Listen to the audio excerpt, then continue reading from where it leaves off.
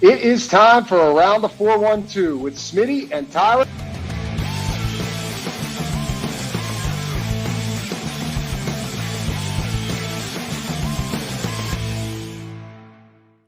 Welcome back to another episode of Around the 412. I am Tyler. With me, as always, is my co-host Smitty.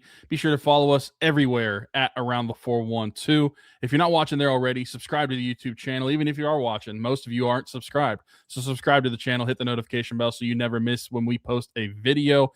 No longer going live every Saturday. It's funny, I woke up on Saturday and I felt like something was missing.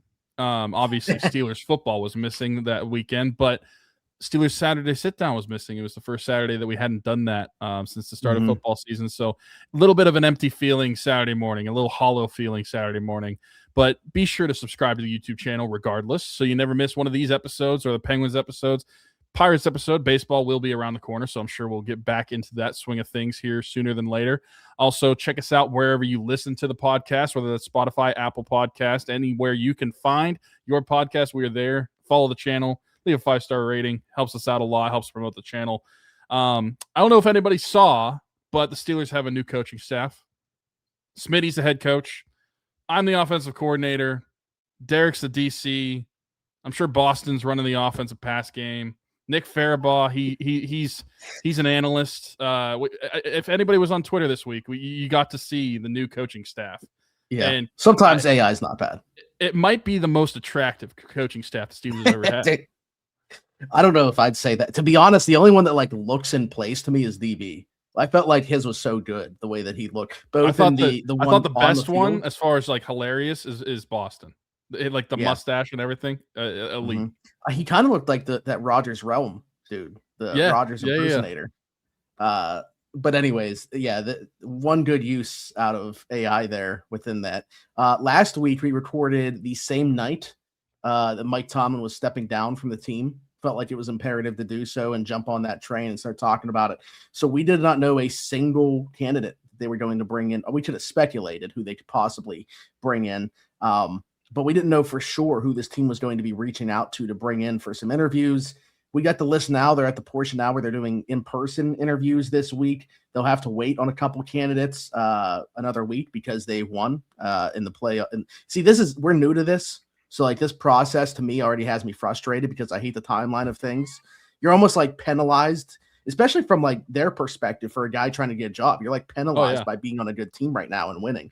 So the timeline kind of sucks, but Bears should have gone for kind two. Of just getting used to this. Yeah, I was rooting hard for the Bears. I mean, I would have preferred them anyways. Not that I like necessarily dislike the Rams, but it's just so different. So I was rooting for the Bears anyway, but certainly with the rooting interest of we're going to talk about those guys in a second. But that same night, and we can talk about them right now, actually. That same night, though, I had put out there immediately, I got a text message that Chris Shula was the name to watch in this coaching search. And it was funny because, like, Albert Breer had put out there that the Steelers have kind of been keeping tabs on him for a while in the event that Mike Tomlin stepped away. So that seems to me like when that article was put out, I don't know about you, but there was something in my mind that was like, okay, this is obviously a real possibility that Tomlin's stepping away this offseason because why is this being put out there in this way? The same thing with like the Marcus Freeman stuff that they were checking. Why would a national media member put that out there? Yeah. So Chris Shula, the DC for the Rams, who's been fantastic. I mean, you look at the money or lack of money spent on the defensive side of the ball and the results that they've gotten. They've been fantastic. I know a lot of people were pointing out like they weren't as good the back half of this season.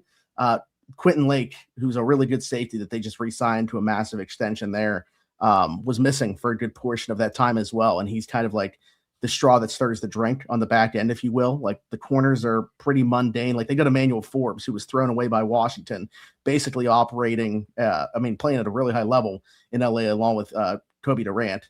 And then the other safety, Cam Curl, by the way, free agent this upcoming offseason. I do wonder if Shula comes over, if it's possible that the Steelers look into that, because I think they're going to need a safety.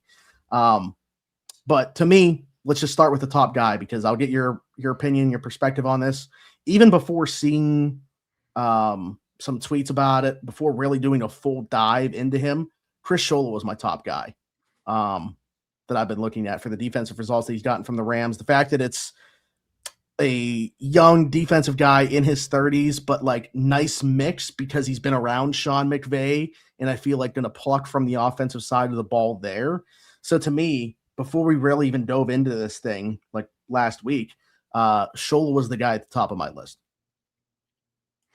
Yeah, I think that he's developed into my number one guy. I was actually having a conversation with somebody about this at work, and they were asking me some of the guys that I was interested in, especially with the news of McDermott being fired by the Bills. Like, would you be interested in that?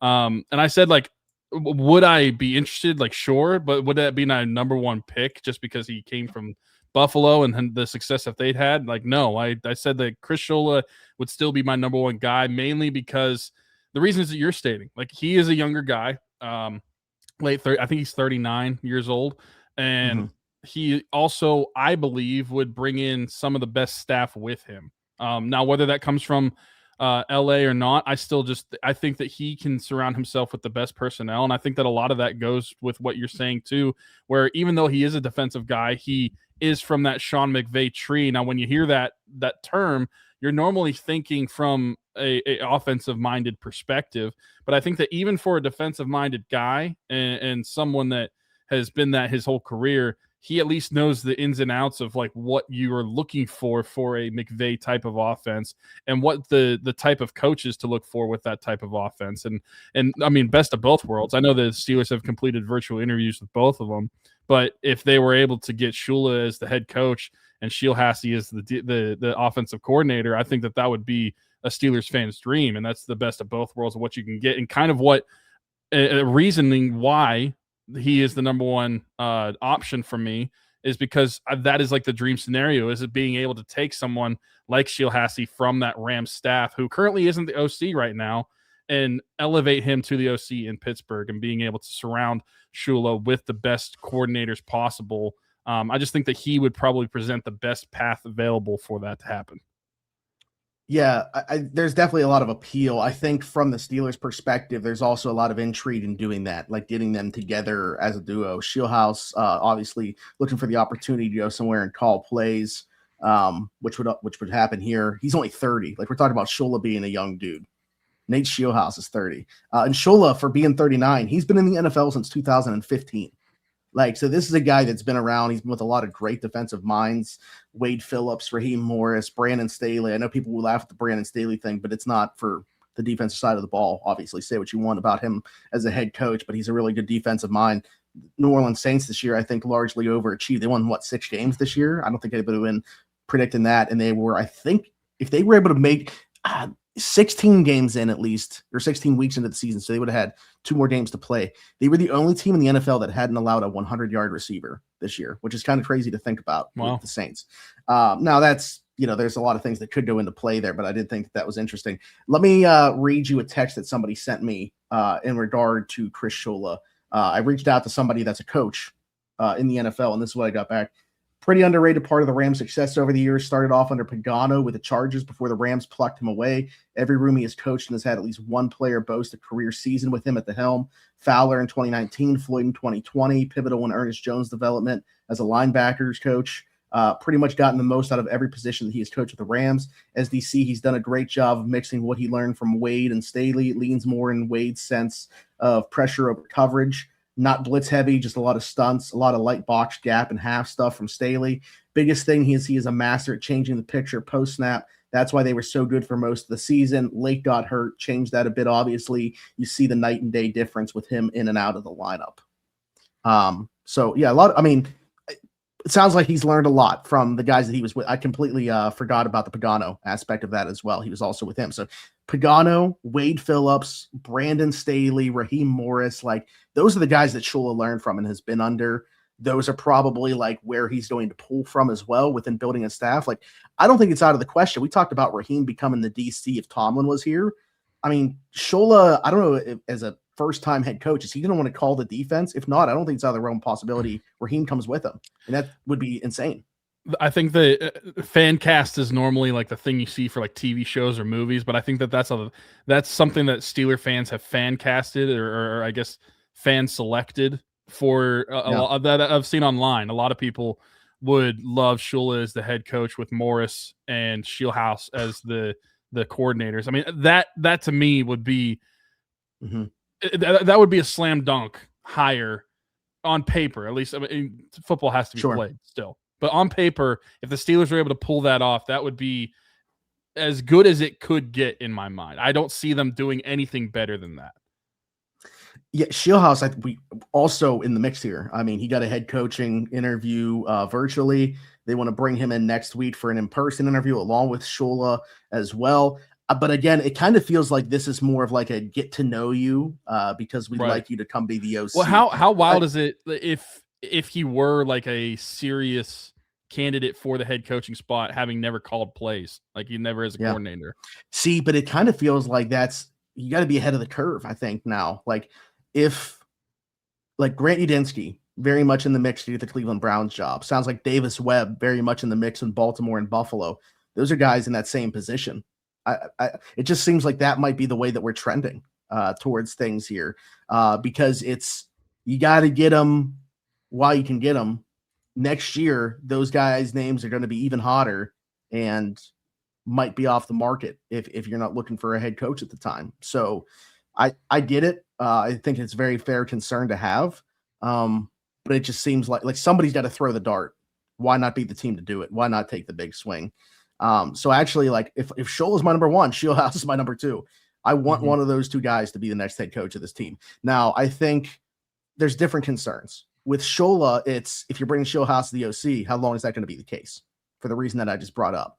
Like if he's really good, like we think that it's very possible that he's going to be, last a season or two, and then he's getting plucked by somebody else to go be their head coach. If we go with Scheelhaase as the guy, makes it that much more imperative that you get that vet DC on the other side. What's it going to be like as a 30-year-old running the entire show, kind of taking on the CEO role that comes with being the head coach? That is you team. And I running the Steelers. Yeah. Yeah, genuinely. So like I'm not questioning his ability to do so. No idea what this guy's, command is. I've watched a lot of videos of his like mic'd up moments and just the way that he runs things and how Sean McVay's talked about him. Seems like an impressive guy. I'm not necessarily doubting it. It certainly is worth bringing into question from the outside looking in how it is going to go. But again, if it's not Shula with Scheelhaase or somebody else from the McVay tree, that's a swing that I would not mind them taking, is going the Scheelhaase route. And like, again, maybe that's still a spot where you get Raheem Morris as the DC and obviously figure out the rest of the staff. But those are my guys. My top two guys are both still playing right now with the Rams and on the same team. That's why, to me, Scheelhaase is my number one automatically, even if it's only for a season or two, because that's a good problem to have. If somebody is poaching Scheelhaase, it's because, and I'm intentionally, by the way, saying his last name like this with the Pittsburgh accent.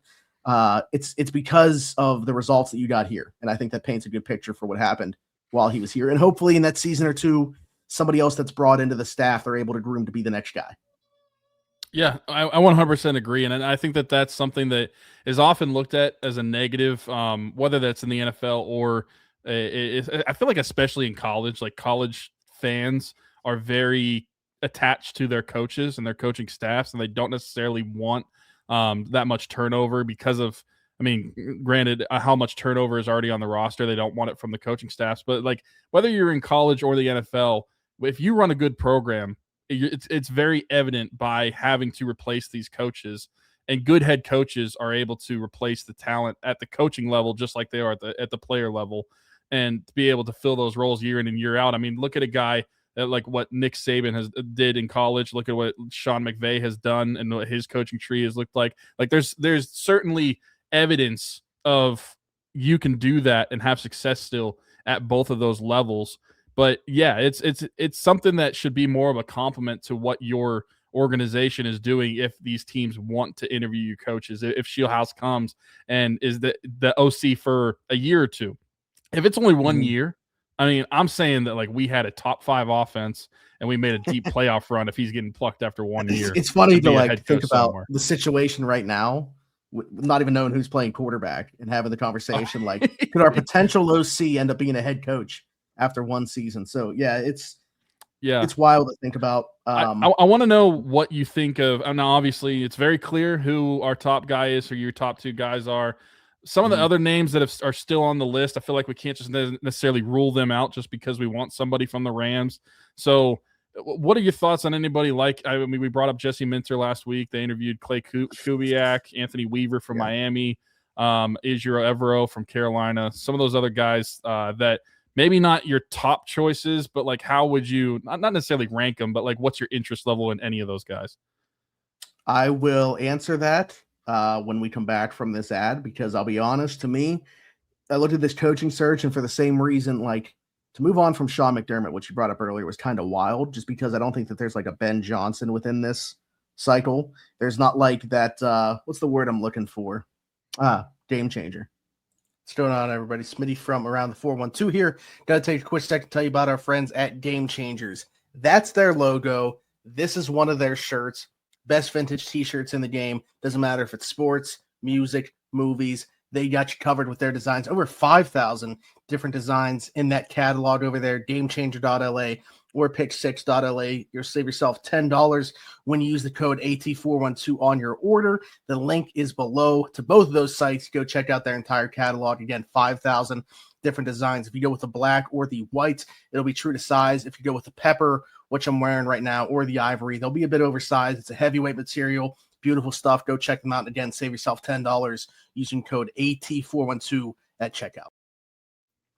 What's funny is if you would have asked me this immediately, so like last week when we would have recorded, my easy number 3 at the very least, maybe even number 2 above Scheelhaase would have been Jesse Minter. Doing some digging, talking to some people, trying to figure out why maybe his name isn't as hot as I thought it would have been in this cycle. Like, still a chance he lands a job. I know he's very much in the mix for the Raiders. The Ravens, the buzz doesn't really seem to be there, and maybe I'm way off base and he ends up getting that job. I don't know. I think a big portion of it is the staff that I'm hearing he wants to put together turned a lot of people off. I'm curious to see if the Steelers even bring him in for an in-person interview like they are in the second round this week or next week. Greg Roman is the name that I've heard thrown out there for the offensive coordinator he wants to bring. Can people from the Harbaugh tree just get away from Greg freaking Roman? What is up with this? Why does he just keep getting like passed around by the Harbaughs and people under that umbrella? This is a big no for me. I can't in good conscience and good faith have Jesse Minter up there towards the top of the list for me if he's bringing Greg Roman along. And obviously the Ravens aren't going to sign up for that. So there's going to have to be some concessions on his side, I think, if he wants to land a head coaching gig this cycle. But like, it's not like he's like a super well-connected dude either. Like, I don't think that he has a bunch of different connections in the league where it's like so easy to see where he's pulling from to build this staff. I think that's fair. And I think that that's probably something that has to be heavily considered into not whether you just like this guy as your head coach, but who do you like that he's bringing around you? Now, obviously with Roman having the history of being in with Baltimore and being with obviously Harbaugh in LA right now, you're not going to do that. And that wouldn't excite me as a organization. It doesn't excite me as a fan of the Steelers. So if that's the case, then I could see why moving off of him would be the case. Another one that I am curious about the actual interest level, just because he doesn't fit the mold of what the Steelers normally go for, but he's definitely a name that people would bring up as a potential candidate. I just don't think it's that serious of one. But like Clay Kubiak, how would you feel if the Steelers brought him in as the head coach? I would like that hire, especially because you talk about like the two trees, McVay and Shanahan tree. He could be coming from that tree. He could bring some guys from the Shanahan side of those things, but it just doesn't seem like a real fit to me. And maybe I'm just overthinking how much the defensive side of things plays into whether you're going to be the head coach of the Pittsburgh Steelers or not. But I just have a hard time seeing them hire a head coach that isn't offensive minded. And that's why I think that as much as I like Scheelhaase, I think that it is a correct thought to say that it's probably more of a get to know you and see what it's going to be like if Shula brings you along, because either of those guys, I just have a hard time unless they truly are trying to transition completely away from their philosophy of the way they've done things for the last 50 plus years. And they hire a guy like Scheelhaase just to get their foot in the door early.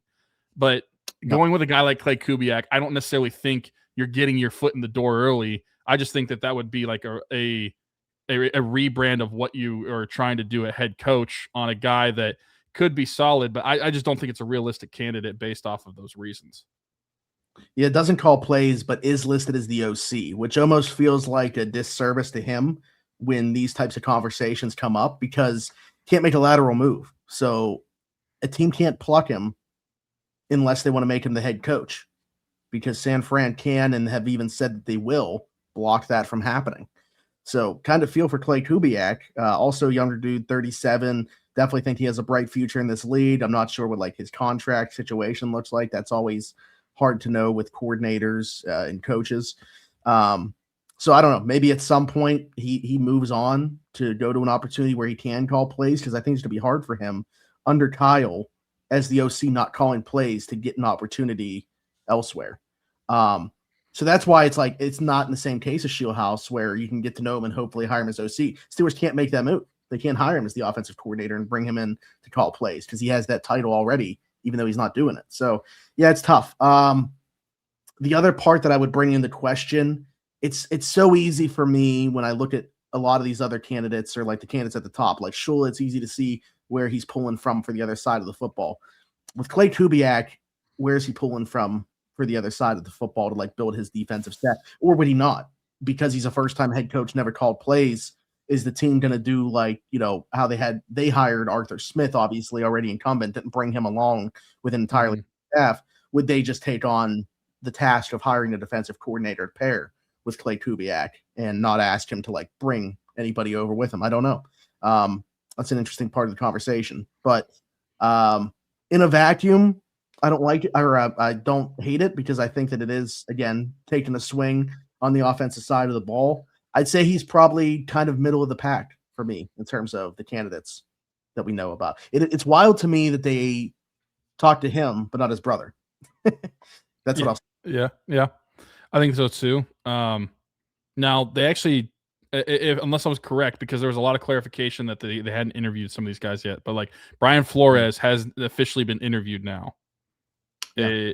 So what would we kind of touched on that a little bit last week. What would you make of that hire?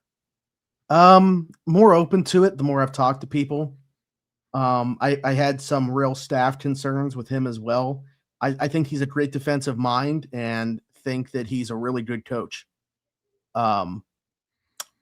Just not like a super well-connected dude either. Hasn't built a ton of great relationships in the league. Just curious as to like and the offensive coordinator hires were very bad in Miami. So I was curious as to like what type of staff he would build. The name that got thrown to me at offensive coordinator, honestly, a bit wild.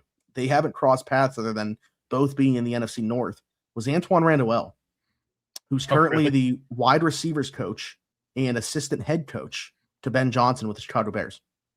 Came over with Ben from the Detroit Lions, so obviously he's been under Ben Johnson for like 5 years now. I think at this point, certainly worthy of, I think, taking on that role. But again, if you're going strictly defense with Brian Flores, absolutely no offensive background, and then your OC is a guy that's never called plays, it's obviously a pretty big swing. So, and you don't know who the quarterback is right now, like without the amount of turnover that there could be on that side of the ball. So I'm not necessarily predicting it would be Randall. I thought that was super interesting when that was the first name thrown my way when asking about Brian Flores' potential staff.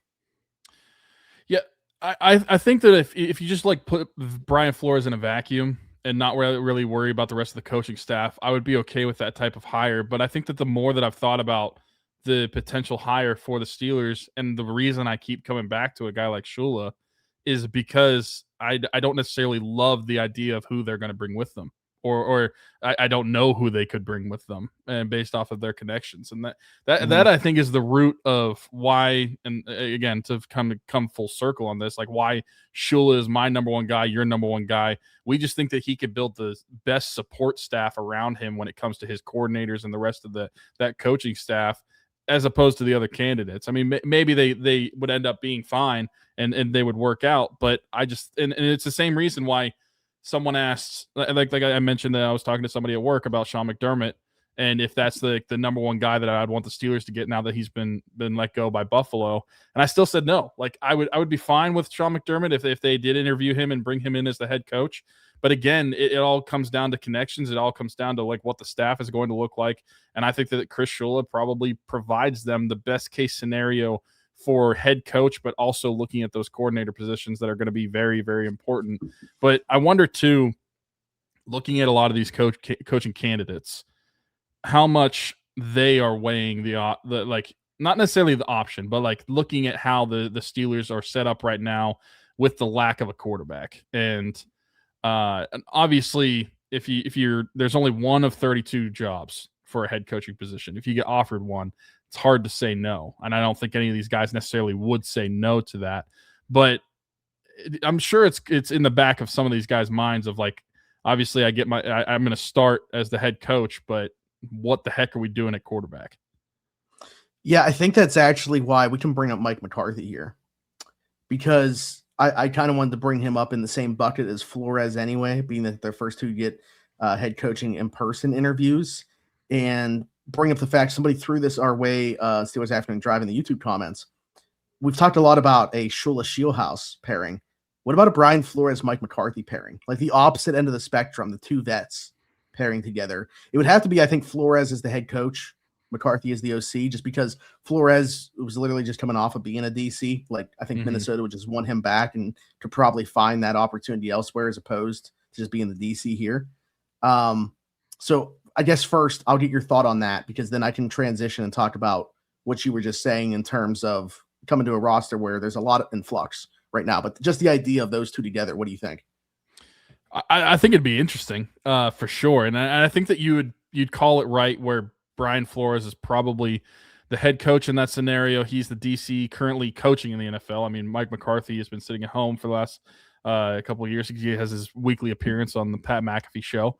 But I think that would be an interesting scenario, not something that I would see for the long term. Like, I don't know how long that coaching pairing would actually last together, not necessarily because I think that things would go wrong, but like they are vets, they're older, and then I don't think that is something as far as in the cards for the long term for the Steelers of having the pairing like that. But it intrigues me, I'll say that. Like, I don't necessarily love the idea of Mike McCarthy as the head coach for the Steelers, but if he's the offensive coordinator, he becomes a little bit more attractive in my mind for that. Like, I'm all about Brian Flores. Like, I really like him. And we talked about last week, we mentioned it whenever we brought up his name, that the worst thing that he did in Miami was win too much when they were trying to tank. So I think that Brian Flores, I could get behind him as the head coach. And Mike McCarthy, while I wouldn't love him as a head coach, offensive coordinator paired with him, I think I could at least get behind that. Like, you could sell me on that. Yeah. Yeah. I mean, I don't know that that's even in the cards. From a personality perspective, I'm very curious how those two would mesh. But I want to get back to the point about, the leash, if you will, because that's where I wanted to go with it when you asked about the quarterback situation here. I think this is a job, even though maybe it is just due to who we've had at the position, why there's been such a long leash. But I really feel like that's just at their core, the way that the Rooneys are. And the next guy is still going to have a pretty long leash. Maybe not to the degree that the previous three have had. But I think that they're going to have a lot of room to play with here and a lot of rope to get this thing right. So I think it makes it more attractive for them to bring in a younger guy and kind of grow with the team and be able to oversee the whole thing, as opposed to an older guy like Mike McCarthy, who I think just sticks out like a sore thumb in this coaching search to me. I mean, you look at all the candidates, right? And all under the age of 50 besides him. Also 6 of the 9 from the defensive side of the ball. So he is very much in his own space, being older and on the offensive side of the ball, which is why I'm not saying it's a complete 0% chance that he gets the job. I just think when you look at the list of candidates who they're bringing in, it's very clear who they want the type to be. Now, whether these guys just are so terrible in the interviews, he blows them away, they end up going that direction, I can't speak to that. But very clearly, I think that they came into this process knowing what they wanted and it's going to be a hard pivot if they don't get to that point. Let's be honest. If Mike McCarthy was not from Pittsburgh, I don't think that he's getting an interview. That's my personal headcanon. That is my thought process. But yeah, people for years have, like, even whenever Tomlin, like 5 years ago, whenever he got let go in Green Bay, and people were like still kind of like questioning whether they want Tomlin around, people said hire Mike McCarthy, and it's just because he's from Pittsburgh. Now, I don't necessarily think that's legitimately why the Rooneys are interviewing him, but in my own headcanon, that's why.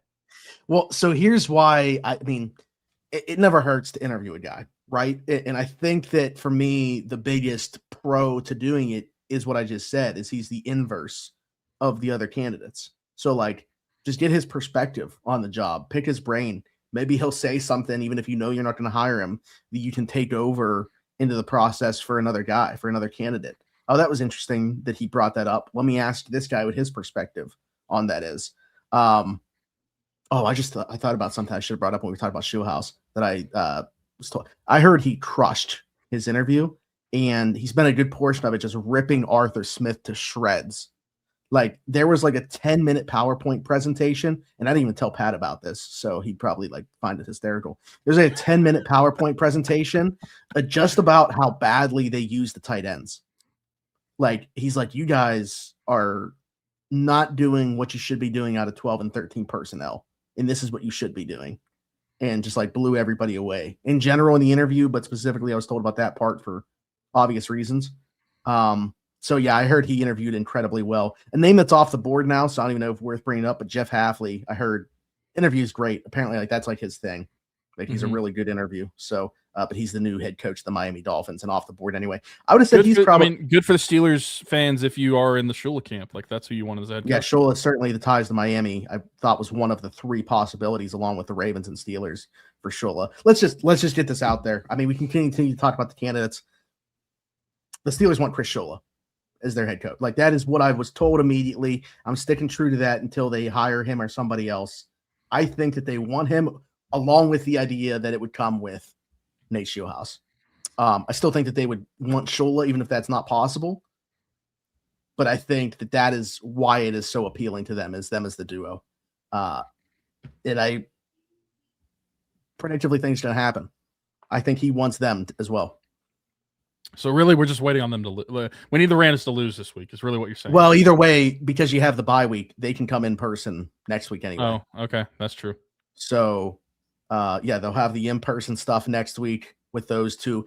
And then, like, we can know about it, who they're hiring. It can't be put out, though, if they were to win next week until after the Super Bowl. Okay. Question for you now. Since we are bringing up the fact that they're playing to get into the Super Bowl, they'll be playing the Seattle Seahawks. Would you rather, if you could guarantee the pairing is both of them, and they're both currently on the Rams, would you rather them win the Super Bowl and be fat and happy, or lose the Super Bowl and be kind of like hungry and motivated still coming to Pittsburgh? I mean, I think that you stay motivated. I don't really think it matters, by the way. I just want to clarify that. Yeah. I don't think that it really does anything, but I'm just curious which you would prefer. I think it'd be awesome to see those guys coming off of a Super Bowl win coming here, like, give that much more credence to the hirings. And I also think it would just be, assuming that the defense, especially, because I know Nate's not like running the offense there, but the defense, especially if they continue the run that they're going on right now. I mean, think about what they just did to the Bears offense. Like, along this journey, they have shut down some really good offenses in the process of doing so. If they can cap that off by winning the Super Bowl, I think, like, the credence it gives to him being the hire would be, very high. So I don't think that a lot of people would question it regardless, but certainly if that were the case, you can't. So yeah, because I just don't think motivation changes based off that. Right. And I think that just the new environment motivates you in and of itself. So also, like, the opportunity to say, like, you're the one building it now, like, they'd have more prominent roles here, obviously, than they do right now.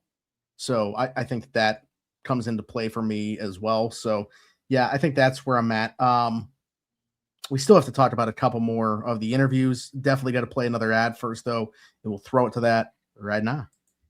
What's going on, everybody? Smitty from Around the 412 had to take a quick second to tell you about our friends at Keek's Barbershop. That's Keek's Barbershop, 401 Burkage Way, Suite 2 in Beaver, PA. Download the app, The Cut, book an appointment with Christian today, or you can do a walk-in with Tony or Ashley. Again, download the app, The Cut, to book an appointment today, or they do take walk-ins as well. Could not imagine going anywhere else. Old school vibe in there. Check them out.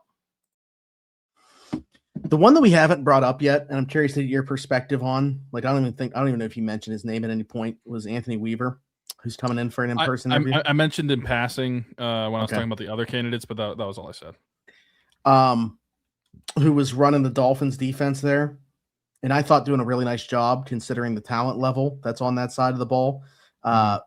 Most recent, I think of that, played in the NFL, played in the AFC North, relatively recently, also as a coach in the AFC North, was with the Ravens before. Now it's been the Dolphins defensive coordinator. I think this is a legit candidate. And I'll be honest, I think because of, like I said, where I dropped Minter down on my list, Weaver might be number 3 for me. Just based off the things that I've heard, not with Hafley no longer in the mix. Right. Weaver might be number 3 for me. The things I've heard about, kind of the messaging, the staff that he's going to put together, the more that I see and read, I think, DB's working on something right now that I've gotten a little bit sneak peek at in terms of the work that he's done. I think this is a legit candidate. He's getting second interviews at 3 different places. I think that speaks to his credentials and the way that he's viewed around the league. So for that reason, with how he's viewed around the league as well, I think very good chance that he puts together an incredibly strong staff too, pulling from those roots. I don't know that I love the names that were thrown out, that you can easily see as the OC, like Darrell Bevel coming over would certainly make sense. Kind of, to me, a middle of the pack type offensive coordinator. He's probably going to run the show defensively, but if he were looking for some help, you immediately go to I think he was in over his head as the DC in Baltimore, but Zach Gore's a linebackers coach. I think certainly makes sense. The one offensive coordinator hire that I would love, that I think is possible, if for whatever reason the Giants can't work this out, what about Todd Monken coming over? Yeah, I think he would be fantastic if he doesn't go with Harbaugh to the Giants, which I'm not sure what exactly is going on there. I know Monken might be waiting out the process because I think he's still technically in the mix for a head coaching job in Cleveland. That ain't going to happen though. So once that doesn't, we'll see what direction he goes. But yeah, I just think that he has enough ties around the league and has built enough relationships where I don't question the staff building as much as I do with a lot of these other candidates. Yeah, I think those are fair points. Anthony Weaver is somebody that I didn't have much thought of a week ago. But the more that I've learned about some of these coaching guys, especially, and you mentioned it, with Hafley going to Miami actually now, I think as far as the defensive guys go, he'd probably be my number 2, out of the guys that have conducted interviews so far after Shula. But I do like what he did in Miami as the coordinator. I think that he did well with the players that he had, and I do think that having that Baltimore connection, if they were able to get Monken, that would be an excellent hire as offensive coordinator if that was the case.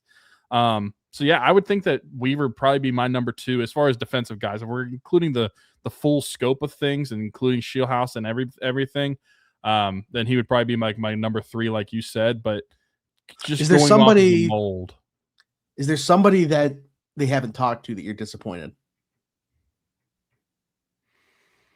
I'm not gonna not that I'm not disappointed because he actually got a different job now, but I would have liked to talk to Robert Saleh. If they got the opportunity to. I was surprised that they didn't, but I actually like Robert Saleh a lot, or the idea of him. If they weren't going to hire a new head coach and we're going to be one of these retread guys, the idea of Robert Saleh really intrigued me, but obviously he's going to be the head coach of the Tennessee Titans. So that won't be the case, but it's not somebody that is still available, but someone that is already hired actually. But I wish they would have conducted an interview with him. The Saleh intrigued me out of the retread guys. I mean, Clint Kubiak to me is probably the easy one to point to. Even though they talked to Clay, I'm not surprised necessarily. You think Part he of me texted is them 'cause because like they talked to you and not me? Did they misspell the request? Kevin Stefanski. I'm a bit surprised just because I know that Tomlin was a big fan of his. So I figured maybe those roots went deeper into the Steelers organization in terms of the way that they viewed him. Maybe part of them was like, we can't interview the guy that the Browns fired. I mean, to me, that's bad process. Like, if you feel like he's a good candidate, he's a good candidate. So part of me was a bit surprised by that. And again, going back to like, it's just an interview, just have a conversation. I'd be trying to get as many different guys in the building as I could, or virtually, however, just because I'd want to pick their brain to see what they have to say about the job. I think Saul is a good shout though, because he's, to me, I mean, he's very if you look at the resume, very close to Brian Flores. Like, there's really not much difference in terms of the two resumes. Is there anybody else that I'm missing here? I thought there was the potential favorite to get the Browns job, Grant Udinski, another 30-year-old right now with the Jaguars. I'm just so curious. Like, it very similar to Scheelhaase, obviously. Was getting talked about 2 years ago as like this guy's probably going to be very much in the mix soon, when he was 28 years old under Kevin O'Connell in Minnesota. Now he's 30 and potentially going to be a head coach for the Cleveland Browns, which is pretty wild to think. So out of curiosity, I think more than anything else, I would have loved to have seen him on their interview request as well. So those are the ones that come to mind for me.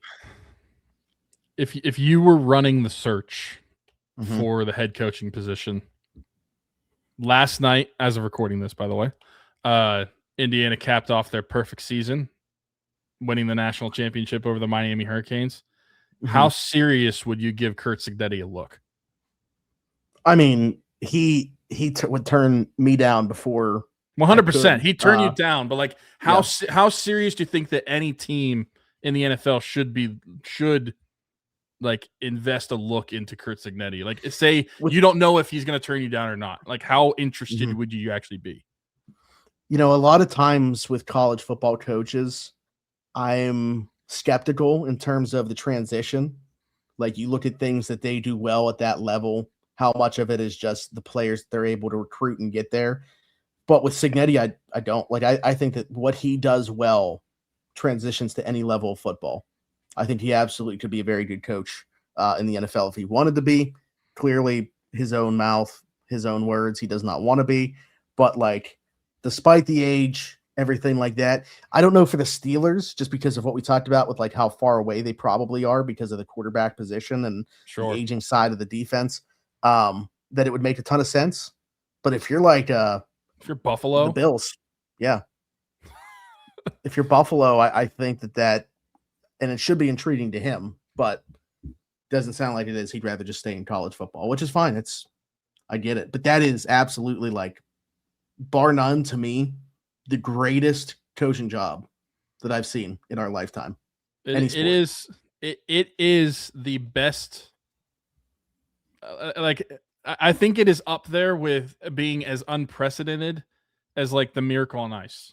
And maybe that seems like a stretch to some people, but they took Indiana University in 2 years to winning the national championship with like basically the island of misfit toys of a roster.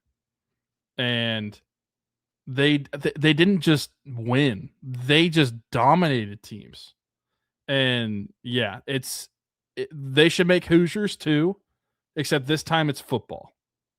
And it will be the Curt Cignetti story. And it'd make a lot of money. Google him. You do not need to make a Disney ending because it happened in real life. Yeah, unbelievable turnaround, unbelievable story. 16-0, Heisman winner for the losingest college football program. Is that still the case even after this season, or is that going into the season? I don't know. I mean, what are they like? So they're 16-0 this year. Last year they were 13-2.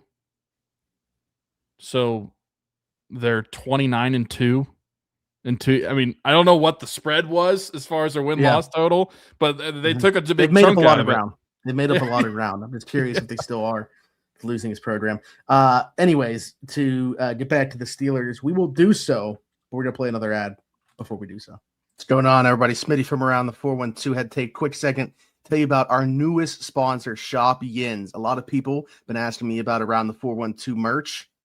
We got it. Down below is the link, shopyins.com. Save yourself $10 off a minimum purchase of $30, which is basically like you're just buying one t-shirt if you're over there right now. Orders of $75 or more also get free shipping. And while you're over there, don't just check out our Around the 412 stuff. Taylor's got Penguin stuff, Steelers stuff, Pirate stuff, a bunch of good stuff always coming out.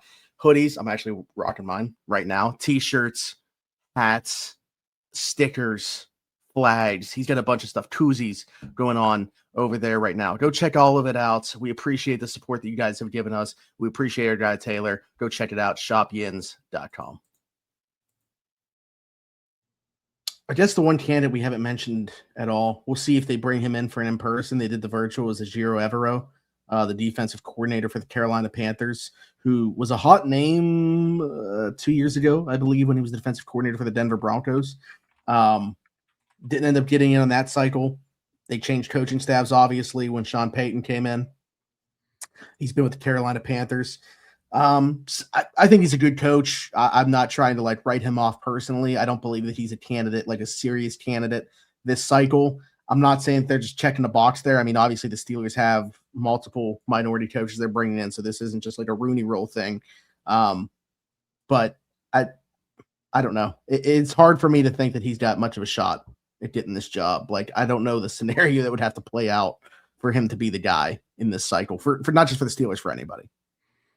I think out of the guys that they'd interviewed that are still available, he would be, I don't know, I can't say that he's last on the Steelers list, but he would be last on my list as far as interest goes.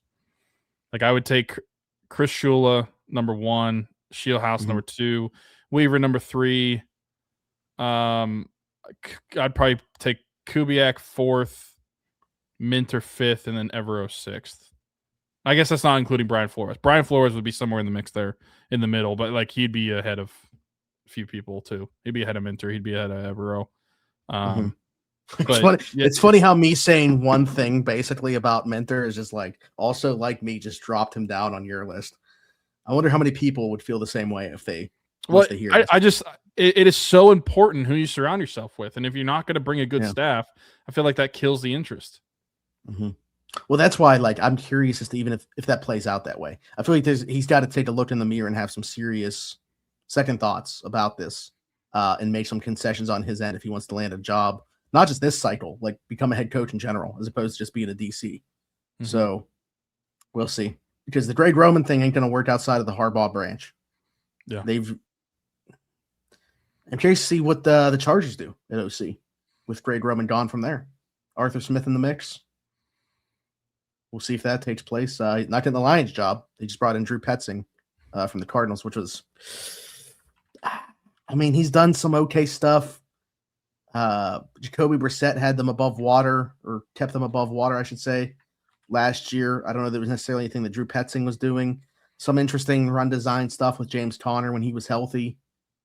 I just thought that was based off where it looked like it was going. I thought they were going to get Mike McDaniel to come be the OC there. And I was like, oh man, they're going to be back. Don't love it. But anyway, we'll see what happens there with Artie. Let's just talk about that for a second, I guess. The Steelers letting their coaching staff seek opportunity elsewhere entirely across the board. They said, if you guys want to go look for other jobs, because none of you are coming back unless the coach wants you back, that we bring in, which I like, to be quite honest with you. AR2, that's an aggressive move, because if those guys don't land elsewhere, you're still in the books for paying them. Yeah. So as long as they're under contract still. So if Artie Smith does not get another job, Steelers are paying 2 offensive coordinators next year. So I like it from Rooney, but it certainly goes against what we typically would see them do. I'm fine with that. I think that we need to go against a lot of what we would see the Steelers historically do.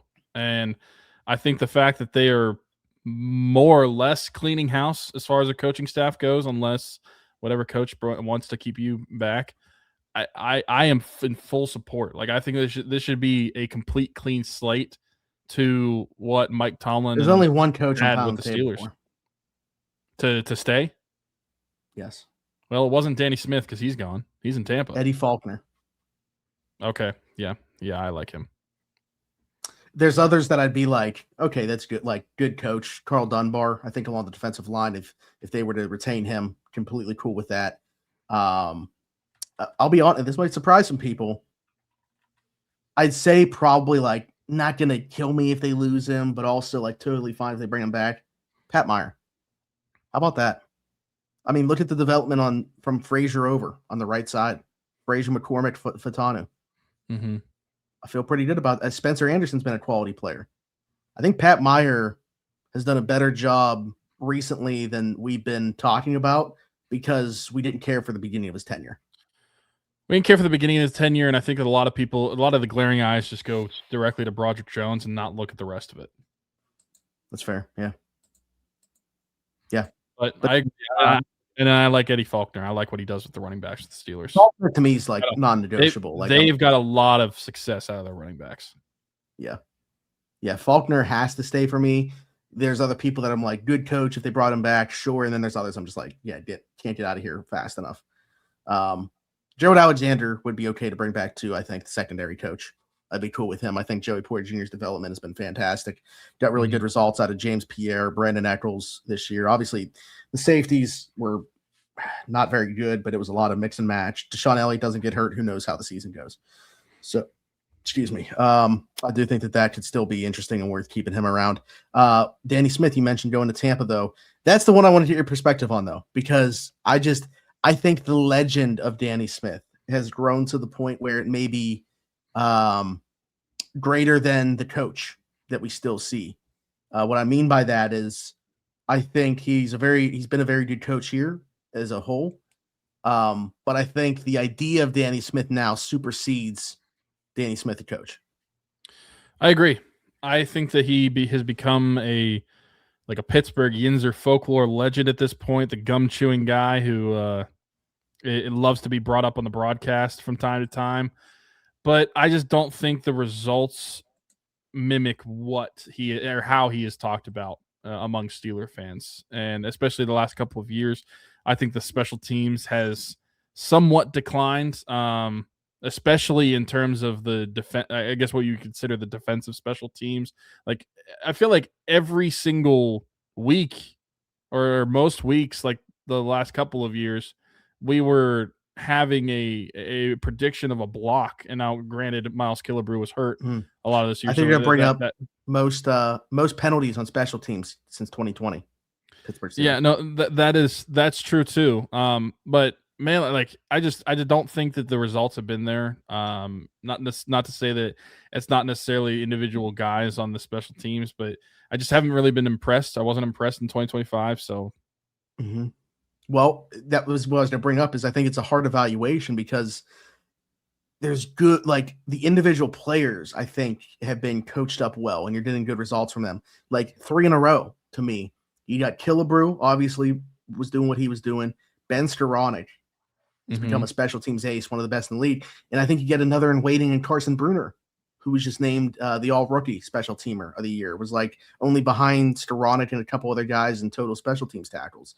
So like, I think if you're talking about individual development, he's been pretty solid, pretty consistent, but the unit as a whole has not been very good, have never or haven't yet been able to adjust to the new kickoff role. Like they're bottom of the barrel in terms of their kick return. People thought it was just a Cordero Patterson thing last year, did not improve upon that this year. So I think as a whole, the units have not been very good recently under Danny Smith. So I understand it. I get it. If he was brought back, kind of like so be it. But to me, no issue with him not being retained within and he's old. He's 72 years old.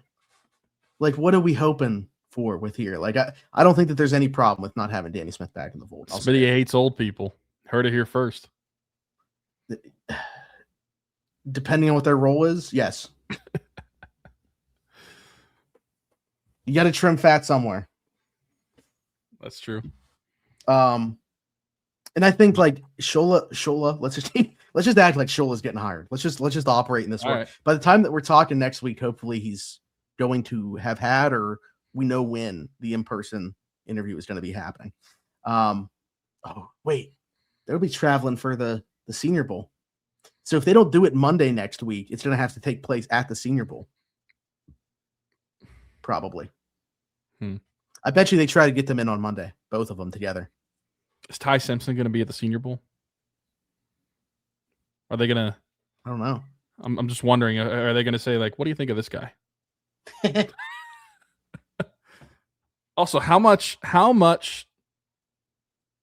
If you had to put a percentage of what the conversations they've had with these head coaches have been about, what percentage would you say has been about the quarterback position? Mike McDaniel just became the Chargers offensive coordinator. Well, that answers that question. And I guess that's why he removed himself from the Browns job. Oh, my goodness. Marion Hampton next season. Stocks are flying off the ship. I have him on a dynasty team. I'm very excited about this hire. That's the perspective. Well, I guess Artie Smith ain't getting that job. Probably not. Wonder what he's going to do. What percentage would you say of these conversations? Yeah. I'm just trying to reel it back in. What percentage of these conversations do you think have been about just the quarterback position and that discussion? Because I feel like it has to be brought up in every interview they do. It's a good question. I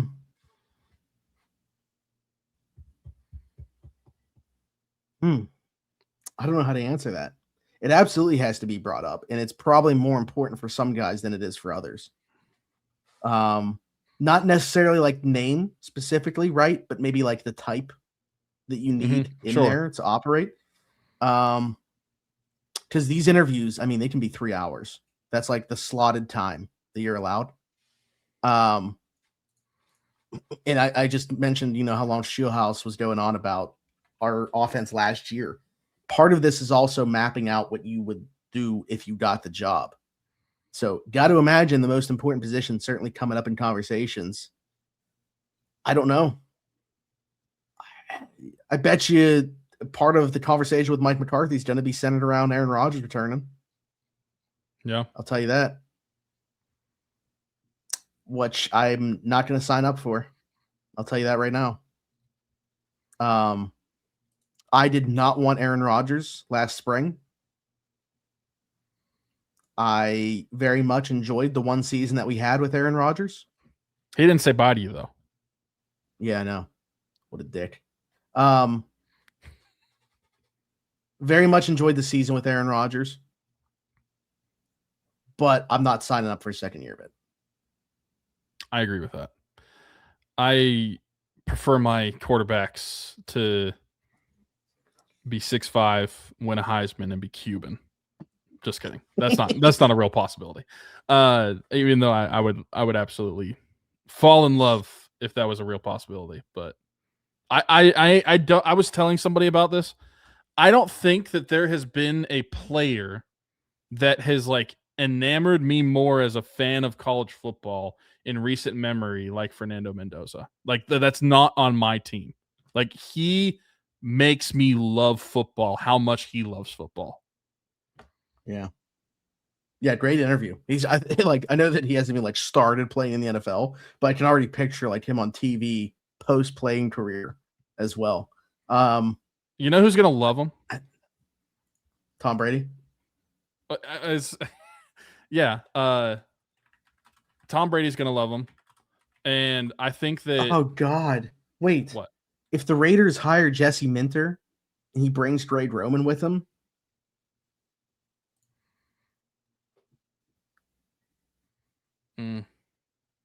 See, this is why I might be out. This is why I respect Dante more for making that decision. Now, obviously, the NIL that he's going to get makes it a lot easier to go back to Oregon for another year. But I respect Dante more for saying, I'm not going to the New York Jets. I mean, he didn't say that verbatim, but that's basically what he was saying. Fernando's too nice. He's not going to say that. He's not going to pull an Eli Manning. He's not going to do it. He's going to go. Fernando's too nice. He's not going to do it. Well, I would love it, but he's not going to do it. Yeah, I mean, and I feel like the opportunity is so great there right now. Like, I know that they haven't gotten it right, but like the hope is, like, people are absolving Tom Brady, by the way, which is interesting. Like, he's the one that wanted Pete Carroll. Obviously, like, was pushing for Geno Smith in the process of doing so. It's like he's definitely partly to blame for the way that last year went. But I do think that there's some hope there for the Raiders long term. I mean, trade Max Crosby this offseason. You get Mendoza and you have Genty in the background, or in the backfield. Like Brock Bowers, obviously. Brock Bowers. I don't know.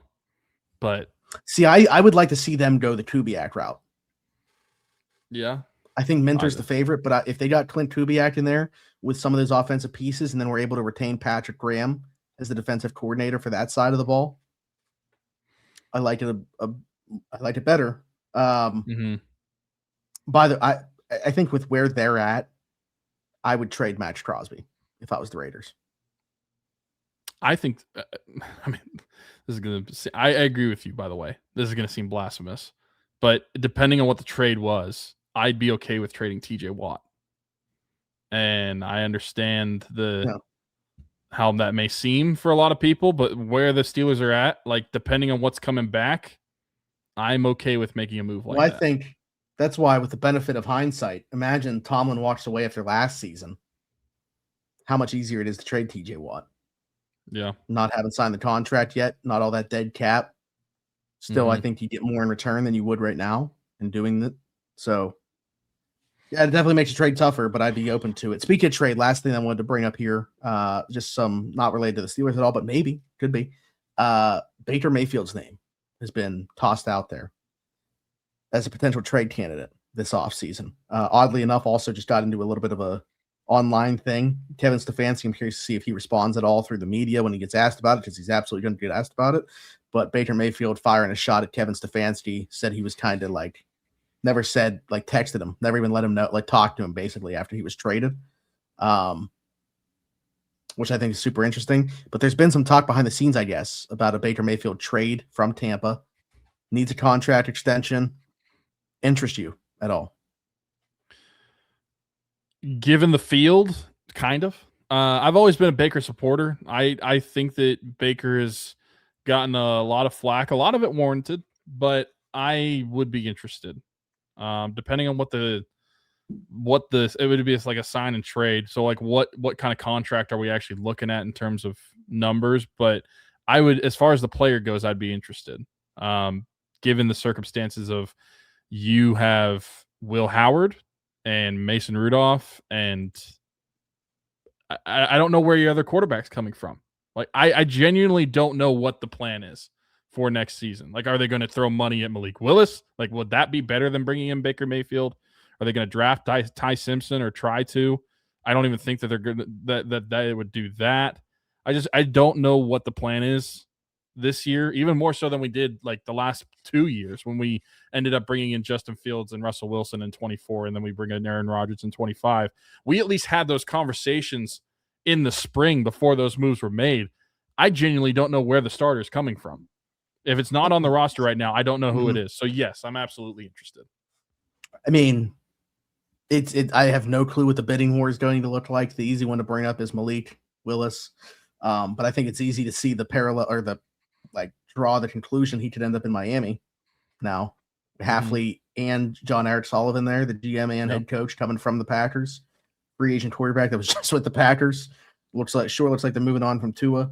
So I'm in agreement with you. It's tough, man. Like, this year, Baker got worse as the season went on, as he got more weapons in the fold. They lost 7 out of 8 games, lost one of the worst divisions of all time, in my opinion, the 2025 NFC South, to the 8-9 Carolina Panthers. I don't know what was up with that. Like, he looked better when he was playing hurt. And when he had other receivers hurt. So it seemed like the healthier they got, for whatever reason, he was worse. Well, I don't know. Lucky for you, Baker. playing with the Steelers wide receiver room, it's like you're playing with your wide receivers hurt every single week. If they get Baker, though, and don't give up a first-round pick, I mean, that first-round pick's going to receiver. Mekhi Lemon. Yeah, probably. So, yeah, I mean, you got to be interested, right? Like, when you don't have a quarterback, if a quarterback I laid it out. Top, we knew in 24 that there was going to be interest in Russell Wilson. And now Justin Fields got tagged along, and that happened. We knew that there was going to be interest in Aaron Rodgers, and it looked likely that was going to be the case. Who's that guy this year? I don't really think there is a clear answer this year. Yeah. Well, to be honest, maybe the coaching staff can kind of lead us to somebody, right? Like maybe we'll see some ties to somebody where it becomes like, is there somebody that has a Jacoby Brissett tie that we bring in or something like that? What I will say I thought was interesting. So I was trying to go back and I was like, okay, say we get Shula, but we don't get Scheelhaase. If Baker Mayfield's on the market and they go that route, is there somebody that was on that staff that could be available to be the offensive coordinator? And there's actually two guys. Zach Robinson, who the Steelers looked at last year, ended up becoming the Atlanta Falcons offensive coordinator on the market now, obviously with Stefanski going to Atlanta and they're redoing that staff and everything like that. So Zach Robinson's name's out there. And Thomas Brown, who's been under the McVay tree, who's been under the Shanahan tree. He's learned from a couple different people, also getting some looks this offseason as well for some more prominent roles. So if you get Shula but don't get Scheelhaase, I think those are two names to look at that's been with Shula with the Rams under McVay in the past. I'd like that. Zach Robinson was a name I was definitely interested in a couple years ago. I wouldn't say it went great in Atlanta, but no. You know, I think that I do think that there is some I'm not going to say they're like devoid of talent. And obviously we have to figure out quarterback too. But I would say that that's largely the reason that Atlanta was in the position they were, whether it be Penix or Kirk Cousins. Yeah. I mean, I love their backfield as far as Bijan and Algier, but if you can get Gainwell back in the fold, Warren and Gainwell. Yeah, like I love their backfield and what they were able to do with those guys in Atlanta, but like given the quarterback situation they had there, I don't love their receiver room. So I think there was some limitations outside of Drake London. Yeah, of course. But yeah, I think that pretty much does it. There's two things that I wanted to bring up that I didn't get to close out because we just kind of like moved on. The one guy that I think that is going to love talking to Fernando Mendoza, because I'm sure he's going to. John Gruden with Barstool Sports. He does his little like QB like interview videos. He's going to love talking to him. I feel like I think based off of the interviews and everything that I've seen of Fernando talking football, he is probably going to be one of the closest quarterbacks that Gruden has had talking to him since Andrew Luck that talks like Andrew Luck about the game of football. Luck is, and it's funny because like Luck is probably the comp, like personality wise too. It might be the comp. But I think that there's some of him like within the way that he plays as well. I'll be interested to see the Gruden QB stuff with Mendoza. I mean, I know he does it with it. Like, who else from this class are you even like interested in seeing that with?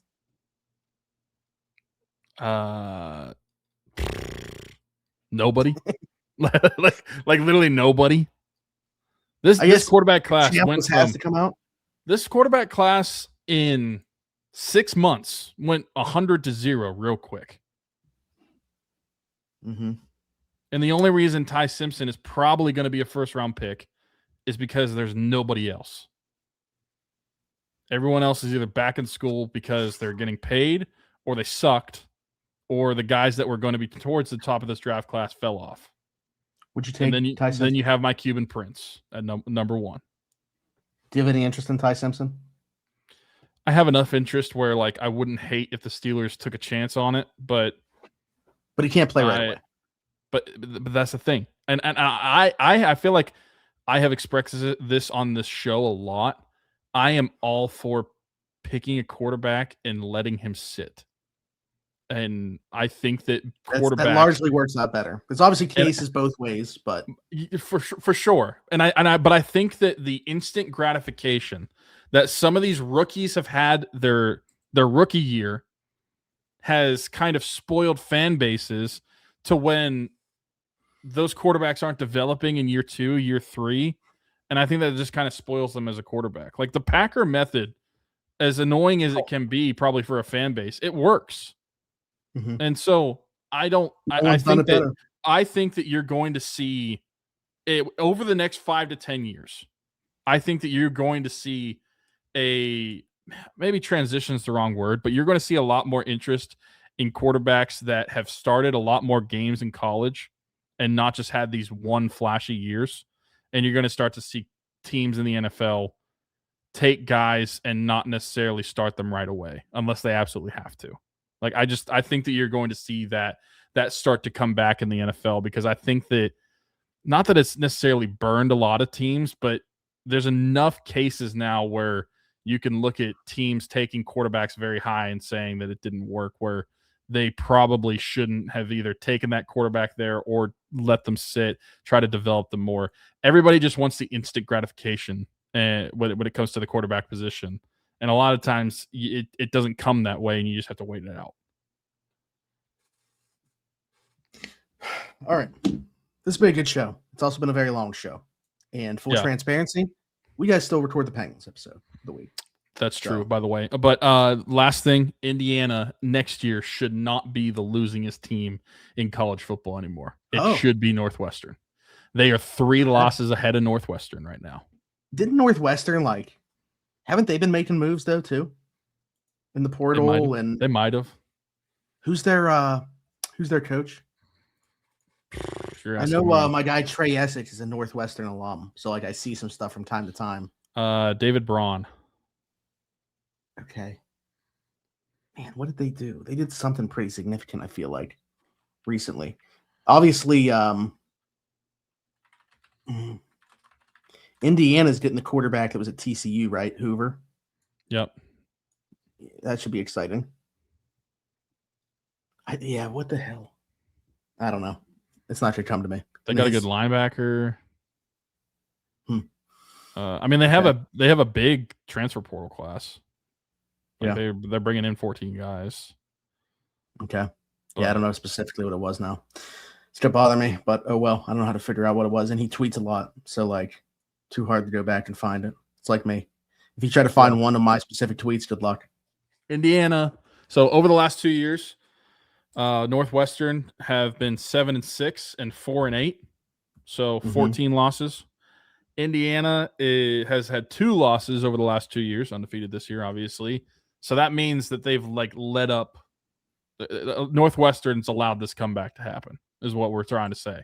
And assuming that Indiana is going to have another great season next year, Northwestern, they're probably going to be the losingest team in college football. Okay. Well, 7-15 to 7-12. If Narduzzi sticks around a little longer. Hey, it doesn't matter if he loses 100-10. Yeah. I still can't believe he told his team that. He said that out loud. Yeah. On that, was he right? Was he right? Theoretically. Technically. But man, it's tough. Get behind that. Tough to say as a coach. All right. Anyways, we're gonna get out of here. We still gotta play one more ad though. An hour and 13 minutes into this thing. We have not yet told you right above Tyler right now about Marcello Electric. What's going on, everybody? Smitty from Around the 412 here. Had to take a quick second to tell you about Marcello Electric, serving Beaver, Allegheny, Lawrence, and Butler County. Whether it's residential, commercial, or service calls, our boy Brandon Marcello's got you covered. 724-614-0611. Again, that's Marcello Electric, 724-614-0611. The link below in the description takes you to his Facebook page. All his contact information is there, as well as a lot of the projects that he's been working on. Does great work. Couldn't recommend him enough. So there you go. Be sure to check out all of our great sponsors in the link, whether you're watching or listening. If you're watching on YouTube, be sure to like, subscribe, hit that notification bell. If you're listening somewhere else, Apple, Spotify, wherever your podcast from, be sure to leave a 5-star review and subscribe. And then also, if you're on Spotify, you can comment on the individual episodes now, which is great. So you can leave a question there. You can drop a topic you'd like us to discuss over there as well. You can find us on all the socials at Around the 412. Be sure to find Tyler, Wild_Teeks33. You can find me everywhere. Zachary Smith, PGH, and no, we have not forgotten. We know we got to do prizes for Rock Around the 412. There's been a lot of stuff going on right now. Pat Fryermuth not in the state. We'll make it happen. Don't worry. in the near future, we'll get with you guys. We'll make an announcement about when we're going to do all that stuff. And also, if you're a Pirate fan, I know that we were talking about the Jake Mangum thing. I really hope that didn't get screwed by us not being around for a couple weeks. He's actually on his way to Pittsburgh this week. Pirate Fest is going to be happening as well.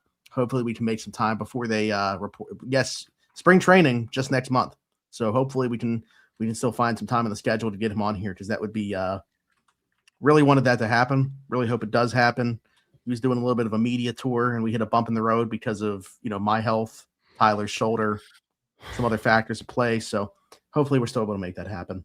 But yeah, hit us up everywhere at Around the 412. Stay tuned for a bunch more. This has been another Around the 412 Steelers show. We'll see you next time. Bye-bye.